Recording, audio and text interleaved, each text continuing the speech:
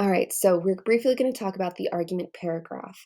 The argument paragraph, as it clearly says, is the place where you present your argument, and this whole paragraph is dedicated just to your argument. This follows this almost the same exact structure of the paragraphs that we've been writing throughout the whole year, so I'm not going to spend a ton of time covering this. But here we go. This is the structure.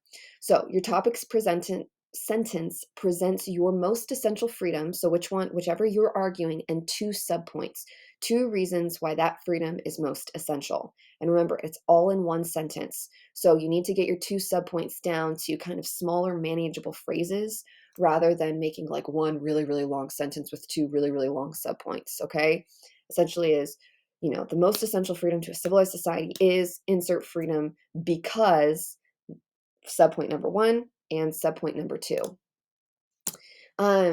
You remember you have to have a mini topic sentence that provides the context for that first quote, for that first quote, and your first quote needs to serve to prove your first subpoint.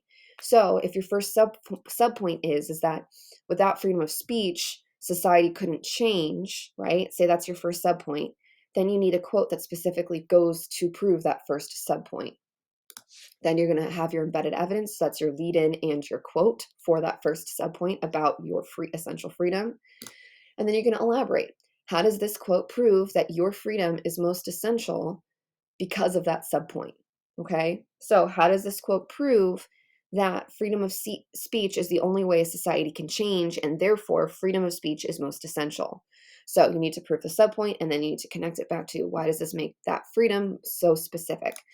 You then transition to the second quote for the second subpoint with context. Okay. So if you're using a quote from the same document, right? So if both of these quotes, and remember, you're only allowed to repeat a document twice. So if both of these quotes come from the Declaration of Independence, then you don't need a ton of context for this next sentence. You could literally say, Jefferson continues to say, however, if you were using a quote from a different document, say your first quote is Declaration of Independence and your second quote comes from a letter from a Birmingham jail, you need to have that transition statement, that sentence that gives me the context for a letter from a Birmingham jail before you embed your quote. Otherwise, the switch is way too jarring and random. It doesn't smoothly flow into the next. And then you do the same thing. You embed your evidence, you prove that this deals with your second subpoint, and then you prove that this second subpoint goes back to showing that your freedom is most essential, and then you summarize it.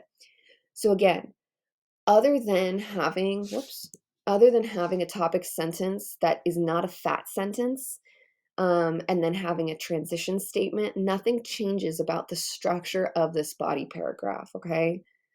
So let's look at an example. So this is an example of an argument. Now, again, we're looking at an essay in which the counter argument in the thesis statement is presented first. While some may argue that freedom from want is the most important to a civilized society, it is the freedom of religion that is most essential. So remember, because the argument appears second, that means my body paragraph number 2 is my argument. That means my argument appears second within the structure of the paragraphs. So here we go. Remember, the topic sentence needs to state this is your argument and two subpoints. So it states the freedom of religion is essential to a civilized society because, subpoint number 1, it allows freedom from fear, and subpoint number 2, it feeds the soul in a way no other freedom can. So just like a thesis statement, this topic sentence tells me exactly how my body paragraph is going to be organized. Everything goes back to proving freedom of religion. However, the first point I need to make is it allows freedom from fear, and the second point I need to make is it feeds the soul in a way no other freedom can. So here we go. Fatima Asghar writes, now, the only reason that there is not context for this quote is in the counterargument paragraph, I talk about this poem and I talk about who Fatima Asghar is. That is the only reason that I don't have to restate who she is, what this whole poem is about. If I hadn't previously stated or used Fatima Asghar as a quote, then I would need to have that long context quote. So I have my lead in. And remember, this quote has to support my first subpoint, that it allows a freedom from fear. So she writes, I follow you like constellations. We hear the glass smashing the street and the nights opening their dark. So here is my elaboration for my first point. She uses another allusion to what the Jews faced in World War II, specifically Kristallnacht, when the Nazis went in and destroyed all Jewish-owned shops, businesses, and homes in the middle of the night. So I'm saying this is what the quote is alluding to. The reason for their destruction, notice, rhetorical question, the Jewish faith, period. So remember, all of this is proving freedom of religion is the most important. In the line before, however, Asghar says her people are constellations. They are the light in the dark that gives her hope and provides her something to follow in the darkness. Her faith and her religion, in spite of everything else going on, provides her comfort. It dispels the darkness and fear. So, my question has to be, does this elaboration prove my first point of it allows freedom from fear? And yes, it does, because the specific last 3 lines say that, right? In spite of everything else going on, it provides her comfort and it dispels darkness and fear. Okay, so now I need to have a transition statement. Moving on to my second subpoint, it feeds the soul in a way no other freedom can. Likewise, the freedom of religion is essential because it feeds the soul no other way freedom can. I haven't made it complicated. I've restated what my second point is. Now I've provided context. One of the most popular religious texts of all time, the Bible, discusses the necessity of a religion in daily life. So here's my context. This is my little mini context fat statement. And here's my lead in. In the Gospel of Matthew, Jesus Christ tells his apostles, so I'm telling you who the speaker is and where I found it. Man shall not live by bread alone, but by every word that comes from the mouth of God. Here, Christ says that there is more to life than the basic necessities like food, bread, water, and even life, liberty, and the pursuit of happiness.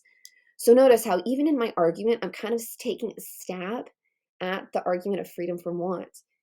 Guess what? There's more to life than just basic necessities, that freedom from want.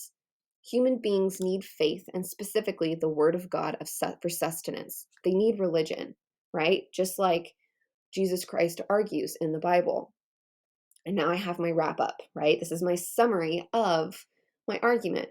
Overall, the freedom of religion is the most deeply personal freedom of the 4 because it provides hope in the midst of fear and spiritual nourishment mankind needs. So notice, I've reiterated that freedom of religion is most deeply personal freedom, and I've reiterated both of my subpoints. It provides hope in the midst of fear and spiritual nourishment mankind needs, but I've done it in a new way. I'm not directly repeating allows freedom of fear and feeds the soul the way no other freedom can. Instead, I've rephrased it in a new light. So again, your argument, whichever body paragraph it is, your argument is all about your argument. You need 2 subpoints, and your whole body paragraph needs to be structured by proving those subpoints and ultimately tying back to why freedom of religion is the most essential to a civilized society, or whatever your freedom is that you choose.